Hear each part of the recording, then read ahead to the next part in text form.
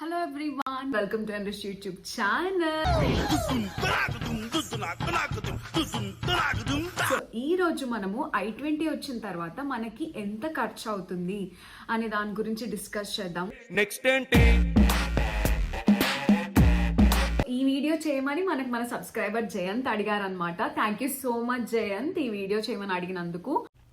First loan amount ఎంత sanction చేసుకోవాలి, scholarship వల్ల ఏమైనా యూజ్ ఉందా, ఎంత తీసుకోవాలి హ్యాండ్ క్యాష్ యూఎస్ఏకి, వీసాకి ఎంత చూపించాలి. ఒకవేళ మీరు మాస్టర్స్కి వచ్చే ముందు ఎంత బడ్జెట్ అవుతుంది అనేది తెలుసుకోవాలి అనుకుంటే నేను లింక్ డిస్క్రిప్షన్లో ఇస్తాను. So let's get in to the video. Right, మన ఫస్ట్ క్వశ్చన్ వచ్చేసి లోన్ ఎంత తీసుకోవాలి అనేది. So it depends on 3 things అనమాట. ఫస్ట్ వచ్చేసి ట్యూషన్ ఫీ, నెక్స్ట్ వచ్చేసి ఎక్స్పెన్సెస్, నెక్స్ట్ వచ్చేసి ఇన్సూరెన్స్ అనమాట. ఈ 3 things గురించి మనం మాట్లాడుకుందాం ఇప్పుడు. సో ఫస్ట్ వచ్చేసి ట్యూషన్ ఫీ. మీకు ఒకసారి ఇక్కడ ఎగ్జాంపుల్ కోసం i20 డిస్ప్లే చేస్తాను. i20లో ఏంటి 9 months కానీ 12 months కానీ అని ఉంటుంది. దట్ మీన్స్ మీకు 2 సెమిస్టర్స్కి అంటే 6 సబ్జెక్ట్స్కి అయ్యే ఫీజ్ అనేది శాంపుల్గా వాళ్ళు ఇస్తారు. మీరు ఎప్పుడైనా సరే మీరు 1.5 yearsలో చేసినా 2 yearsలో మాస్టర్స్ చేసినా సేఫ్ సైడ్కి ఇంటూ 2 క్యాలిక్యులేట్ చేయాల్సిందే.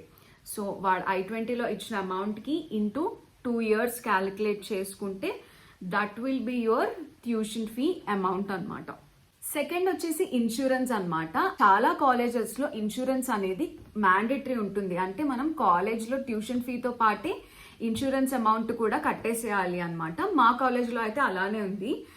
బట్ కొన్ని కాలేజెస్లో ఇన్సూరెన్స్ అనేది it is your choice. So అది మీరు మీ సీనియర్స్ని అడిగి తెలుసుకోండి. ఇన్సూరెన్స్ ఎలా క్యాలిక్యులేట్ చేయాలి అంటే సేమ్ ట్యూషన్ ఫీ ఎలా అయితే క్యాలిక్యులేట్ చేస్తారో i20లో ఉన్న అమౌంట్ ఇంటూ 2 అలానే ఇన్సూరెన్స్ అమౌంట్ కూడా క్యాలిక్యులేట్ చేయాలి అనమాట. సో సీనియర్స్ని ఎలా అప్రోచ్ అవ్వాలి, డౌట్స్ ఎలా అడగాలి అంటే ఫస్ట్ థింగ్ లింక్డ్ఇన్లో అడగొచ్చు, టెలిగ్రామ్లో అడగొచ్చు. మీ యూనివర్సిటీ నేమ్ టైప్ ఇన్ చేస్తే చాలా మంది స్టూడెంట్స్ వస్తారు. టెలిగ్రామ్లో అడగొచ్చు అండ్ ఫేస్బుక్లో అడగొచ్చు. థర్డ్ థింగ్ వచ్చేసి ఎక్స్పెన్సెస్. ఇక్కడ వీడియో స్కిప్ చేయకుండా చూడండి, ఎందుకంటే ఎక్స్పెన్సెస్ ఎందుకు అవసరం అసలు లోన్ తీసుకోవడము, పార్ట్ టైం వచ్చేస్తుంది కదా అని అనుకుంటారు.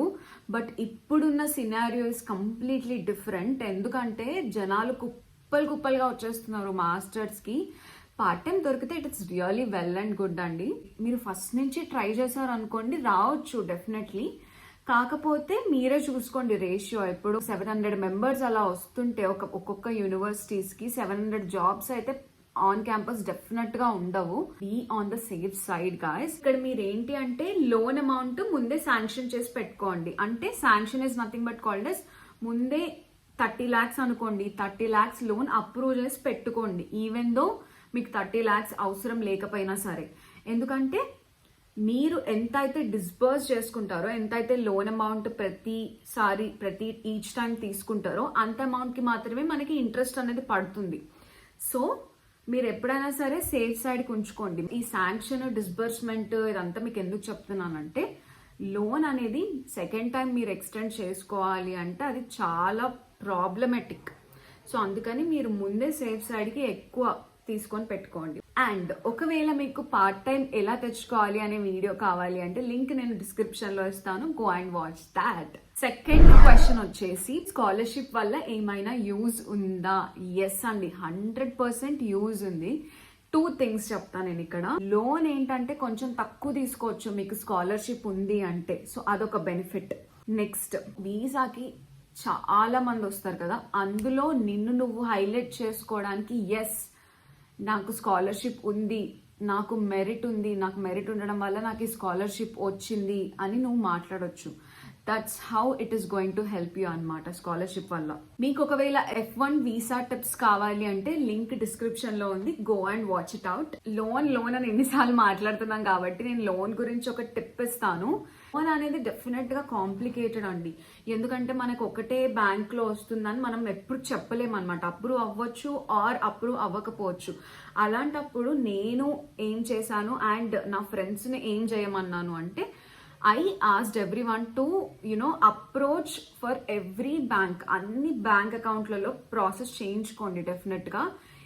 ఇప్పుడు 2 అప్రూవ్ అయినా 3 అప్రూవ్ అయినా మనకేం ఫరక్ పడదు. అంటిల్ అన్లెస్ నువ్వు శాంక్షన్ చేసుకుంటేనే మనం ప్రాసెసింగ్ ఫీ అనేది కడతాం, లేకపోతే ఏం లేదు, దానికి ఏం పైసలు అవ్వవు. దీనివల్ల ఏమవుతుందంటే ఫర్ ఎగ్జాంపుల్ 2 బ్యాంక్ అకౌంట్స్ లో మీకు అప్రూవ్ అయింది అనుకోండి, సో మీరు కంపేర్ చేసుకోవచ్చు దేంట్లో ఇంట్రెస్ట్ తక్కువ ఉంది, అట్లా ఫిల్టర్ చేసుకొని దాన్ని బట్టి మీకు ఇష్టమైన బ్యాంక్ అకౌంట్ లో మీరు తీసుకోవచ్చు అనమాట. సో దట్స్ హౌ మనం బడ్జెట్ ని మళ్ళీ సేవ్ చేసుకోవచ్చు. థర్డ్ క్వశ్చన్ వచ్చేసి ఎంత అమౌంట్ తీసుకురావాలి యుఎస్ఏ వచ్చేటప్పుడు. This is very very important. Basically it depends అండి, మీ యూనివర్సిటీ మీద ఆర్ మీరు వెళ్ళే స్టేట్ మీద డిపెండ్ అయి ఉంటుంది. కాకపోతే నేను ఒక ఐడియా ఇస్తాను అసలు వేటికి ఖర్చులు ఉంటాయి అంటే. ఫస్ట్ రాగానే మనం ఒక కంఫర్టర్ పర్చేస్ చేస్తాం, అంటే ఇక్కడ చలిని తట్టుకునే ఒక బెడ్షీట్ కొనాలి, మ్యాట్రెస్ కొనాలి, పిల్లో కొనాలి, వైఫై బిల్ కట్టాలి, గ్రాసరీస్ కి రాగానే స్ప్లిట్ వేస్తారు, రాగానే ఇన్సూరెన్స్ విత్ రెంట్. ఒకవేళ మీరు లీజ్ తీసుకోవాలి, it is really important. So lease తీసుకుంటే లీజ్ అమౌంట్, నువ్వు లీజ్ లో ఉండడానికి కట్టాల్సిన అమౌంట్, పవర్ బిల్ వేస్తారు. బేసిక్లీ వచ్చేటప్పుడు హ్యాండ్ క్యాష్ తెచ్చుకోవడం చాలా చాలా ఇంపార్టెంట్. ఎందుకు ఇంపార్టెంట్ అంటున్నానంటే మనకి రాగానే we don't have bank account కదా, సో దాని వల్ల మీరు ఏది పర్చేస్ చేయాలన్నా మీకు హ్యాండ్ క్యాష్ అనేది చాలా చాలా యూజ్ అవుతుంది అనమాట. నెక్స్ట్ క్వశ్చన్ వచ్చేసి వీసాలో ఎంత అమౌంట్ చూపించాలి. సో ఇది చాలా ఇంపార్టెంట్ అండి, ఎందుకంటే బడ్జెట్ విషయానికి వచ్చేసరికి మనకి వీసా పాయింట్ ఆఫ్ టైంలో చాలా మంది మిస్టేక్స్ చేస్తూ ఉంటారు. సో వీసాలో ఏంటి అంటే ఈవెన్ దో మనకి లోన్ లోనే ఎక్స్పెన్సెస్ కవర్ అయినా సరే మనం సేవింగ్స్ అనేది డెఫినెట్ గా చూపించాలి. మూవబుల్ ప్రాపర్టీ కానివ్వండి, ఇమ్మూవబుల్ ప్రాపర్టీ ఏదైనా సరే. ఎగ్జాంపుల్ నా సినారియో తీసుకుందాము. నా లోన్ వచ్చేసి 30 lakhs అనమాట. సో 30 lakhs లోనే నాకు expenses and tuition fee 2 cover అయినా సరే నేను పేరెంట్స్ బ్యాంక్ అకౌంట్ లో ఒక 11.5 lakhs సేవింగ్స్ లాగా చూపించిన. ఎందుకంటే వీసాలో నువ్వు వెళ్ళి చెప్పావు కదా నేను ఇట్లా పోయి పార్ట్ టైం చేసి సంపాదిస్తా అని చెప్పి. వీసాలో ఏం చెప్తాం మనము, ఓకే నా పేరెంట్స్ నాకు ఎక్స్పెన్సెస్ కి స్పాన్సర్ చేస్తారు అని చూపించాలన్నమాట.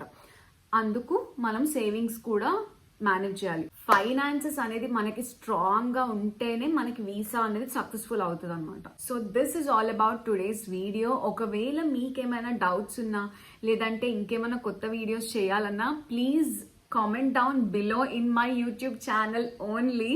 ఎందుకంటే చాలా మంది నాకు ఇన్స్టాగ్రామ్ లో అప్రోచ్ అవుతున్నారు, నేను అవి మిస్ అవుతున్నాను. అండ్ ఆల్సో మీరు ఇక్కడ కామెంట్ చేస్తే నాకు కొంచెం మోటివేషన్ ఉంటుంది ఇంకా కొత్త కొత్త వీడియోస్ తో మీ ముందుకు రావడానికి.